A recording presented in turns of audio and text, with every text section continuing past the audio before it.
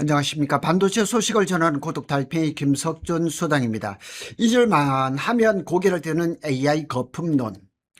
닷컴 버블 때문에 자꾸 이런 일이 벌어지는 거죠. 이번에는 진짜일까? 한번 살펴보도록 하겠습니다.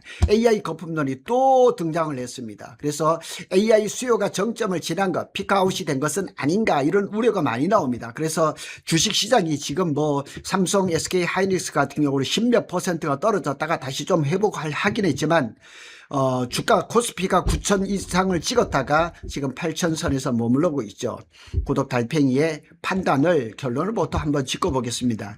AI 거품론은 AI 수요가 끝났다는 이제 신호라기보다는 미국 빅테크 투자 속도가 너무 빨라서 나오는 자연스러운 경고음이라 이렇게 보시면 되겠습니다. 하여튼 비관론자들은 지금도 계속 얘기를 하고 있죠. 첫 번째로 보면 거품론이 반복되는 이유는 투자 규모가 너무 커졌기 때문입니다.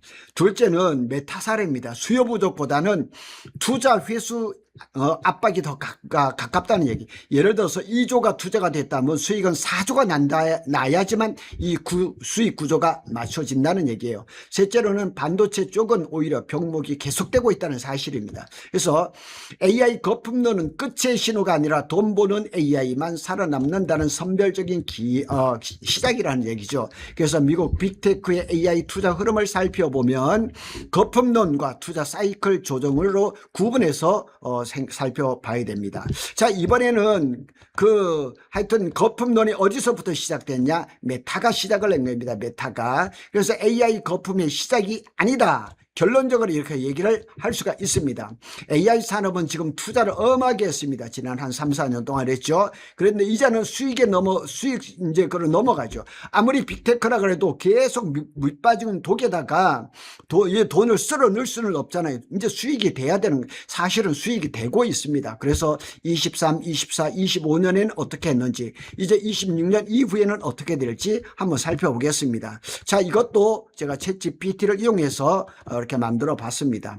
자, 잊을만 하면 고게 되는 AI 거품론. 그래서 미국에서는 그런 일들이 많습니다. 일부에서는 D램 가격이 너무 높아서 그냥 삼성, SK가 단업을 한 것이 아니라 고발을 하고 이런 것들이 있는데, 그런 일들은 거품 이렇게 일시적인 일이죠. 자, 발단이 어디서부터 시작냐? 메타가 구체적으로 구축한 AI 데이터 센터 일부를 외부 기업에 빌려주는 사업을 검토하고 있다는 보도가 나왔습니다.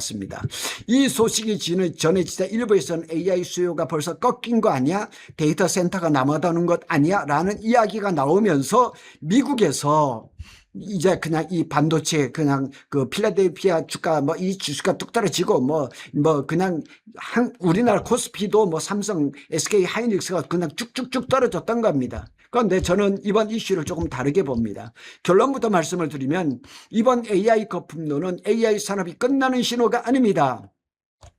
AI 산업이 성숙 단계로 들어가고 있다는 신호라는 거죠. 그동안 한 몇 년 동안 굉장한 투자를 했습니다. 진짜 수천조 원의 돈이 들어갔는데 이제는 돈을 그러면 결국은 이겁니다. 그러면 그렇게 많이 투자했는데 돈을 어떻게 벌 것인가, 이겁니다. 이 AI 거품론이 왜 반복되느냐? 사실 AI 거품론은 이번에 처음이 아닙니다. 23년에는 챗GPT가 등장할 때도 일시적인 유행이라 이런 말이 나왔습니다. 24년에도 GPU 주문이 줄어든다 이런 말도 나왔고, 25년도에는 H뱅 공급이 과하다, 그리고 올해는 데이터 센터가 남아돈다, 이런 얘기가 나오면서 주기적으로 나오는 거예요. 그럴 때마다 주식시장이 출렁거립니다. 저한테도 이것 때문에 물어보시는 분들이 많아요. 그래서 제가 그런 얘기 많이 했습니다. 지금 AI 수요가 굉장히 많지만 항상 그냥 우상향 한물 쭉 가느냐? 그러지는 않다는 얘기죠. 출렁거림이 있죠. 그래서 주식 투자하시는 분들은 그 출렁거림 속에서 잘 선택을 하시면 많은 돈을 벌 기회가 있는 거죠. 이처럼 AI 시장에서는 6개월 정도마다 새로운 거품론이 등장을 합니다. 이번에 또 왔으니까 아마 가을쯤 또 얘기가 나올 겁니다. 하지만 결과는 어떻게 됐어요? AI 투자는 오히려 더 커졌다는 사실이 다 검증이 되고 있으니까. 이런 현상이 왜 반복되냐면 AI 산업은 지금까지 존재했던 산업 가운데 가장 많은 돈이 들어가는 사업이기 때문인 겁니다. 닷컴 버블하고는 그때하고는 지금 비교할 수 없을 정도로 천문학적인 투자가 들어가죠. 메타라든가 마이크로소프트, 아마존, 구글, 오픈AI, xAI 데이터 센터에다가 죽기 살기로 지금 돈을 퍼붓고 있거든요. 그러면 미국 빅테크 전체 캐펙스 투자는 이미 우리나라 국가 예산과 맞먹는 수준으로 커져가고 있거든요. 그런데 과연 그러면 돈을 어떻게 벌 것인가? 그래서 이 돈을 정말로 회수할 수 있을까? 그래서 거품론이 반복이 되는 겁니다. 그래서 메타가 서버를 빌려준다는 의미는 무엇일까? 많은 사람들이 이제 메타가 서버를 빌려준다? AI 서버가 남아도는 거 아니야? AI 수요가 끝난 것 아니야? 이렇게 해석이 하고 있습니다. 그러나 실제 기업 입장에서는 좀 다르거든요. 데이터 센터는 한 번 지으면 24시간 쉬지 않고 돌아가야지만 본전을 뽑을 수가 있거든요. GPU 한 대 가격도 수억 원씩 되거든요. 수만 대를 설치한 데이터 센터가 일부라도 놀고 있다면 기업 입장에서는 엄청난 손실이겠죠. 따라서 남는 자원을 외부에 임대해서라도 가동률을 높이는 것이 훨씬 유리하죠. 그래서 기업을 하시는 분들은 공장 가동률, 그리고 우리 식당 하시는 분은 테이블 회전율, 이런 걸 따지는 것과 똑같은 겁니다. 그래서 항공도 대한항공이나 아시아나도 마찬가지, 호텔도 마찬가지예요. 그래서 빈 객실을 할인 판매하는 것과 비슷하다. 그거 딱 보면 됩니다. 그래서 호텔에 손님이 없어졌다는 뜻이 아니라 객실 가동률을 높이려는 경영 전략이다. 이렇게. 그러니까 메타가 기본적으로 데이터 센터를 돌려서 돈을 버는 게 있는데 혹여라도 예를 들어서 100 중에 한 5 정도가 이게 좀 간당간다. 그럼 그걸 빌려주는 거죠. 그래서 수익을 더 창출을 하겠다는 얘기죠. 그래서 AI 산업은 이제 투자 경쟁에서 수익 경쟁으로 넘어갔다. 이 얘기는 정말 많이 듣고 있습니다. 구독달팽이 여러분, 사건의 핵심을 여기로 봐야 됩니다. 지난 3년간 누가 더 많은 GPU를 확보하느냐 경쟁이었습니다. 앞으로는 누가 더 많은 돈을 버느냐, 투자를 회수를 해야 되는 이 경쟁이 시작됐습니다. 즉 AI 산업이 한 단계 성숙하고 있다는 그런 의미입니다. 그렇다면 반도체는 어떤 영향이 있을까? 여기가 중요한 거죠. AI 거품론이 삼성전자와 SK하이닉스의 악재일까요? 고독달팽이는 생각은 오히려 그렇지 않습니다. 반대로 생각합니다. 메타가 서버를 직접 쓰든 외부에 임대하든 GPU는 계속 돌아갈 겁니다. GPU가 돌아가면 HBM이 필요하죠. DRAM이 필요하죠. SSD가 필요하죠. 네트워크가 필요하죠. 전력이 필요하죠. 냉각 장치가 필요하죠. 즉 누가 사용하는지는 달라질 수 있지만 인프라 자체는 계속 돌아가고 있다는 사실은 이거는 변함이 없다는 사실입니다. 그러면 앞으로 AI 반도체 시장은 어떻게 변할까? 오히려 앞으로는 AI 인프라를 공유하는 시장이 커질 가능성이 높습니다. 지금은 빅테크가 자기네가 쓰려고 AI 인프라 데이터 센터를 만들었는데 예전에는 기업들이 직접 서버를 구매를 했습니다. 그런데 지금은 클라우드를 하는 거죠. 그래서 AI도 마찬가지입니다. 앞으로는 GPU를 직접 구매하기보다는 AI 컴퓨팅을 시간 단위로 빌려 쓰는 공유 시장이 커질 가능성이 높은 겁니다. 이렇게 되면 GPU 사용률은 더 높아질 것입니다. 진짜 거품이 생길 수 있는 곳도 있습니다. 고독달팽이가 생각하기에는 AI 자체보단 AI 관련 일부 기업의 주가는 위험하다고 볼 수가 있습니다.